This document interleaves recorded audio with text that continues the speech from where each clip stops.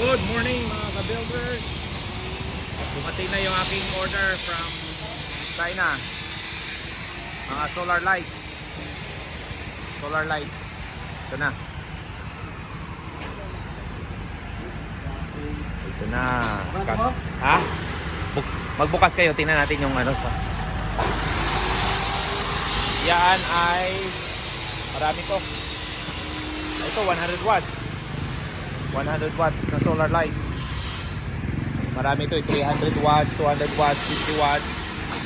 Isusupply natin ito sa mga client natin sa farm, sa mga client na nag-order sa farm at sa resort. Sige, iayos nyo na, tapos mag-testing tayo.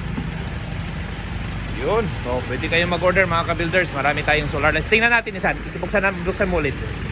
Meron tayong logo pinalagay dyan eh. Saan yung ating logo? May logo ako dito eh. Kaya ko ito sa karton. Gagano mo lang yan, no? Gagano mo lang yan, no? Ayan, sige. Okay. Tingnan natin. Hop. Okay. May logo. May logo tayong pinalagay. Ito yung logo natin. Edrit Solar Light. Ganda, ganda. Okay. Lumabo, bakit lumabo? Okay, yan ang ating new order.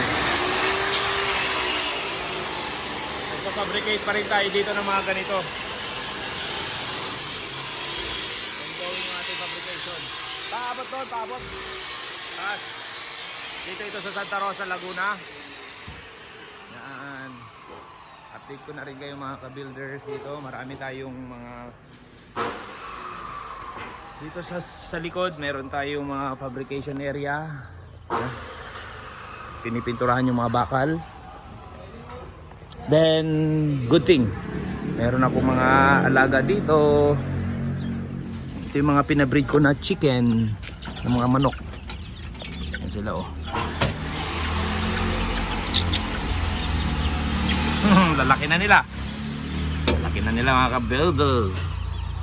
Meron din dito sa taas.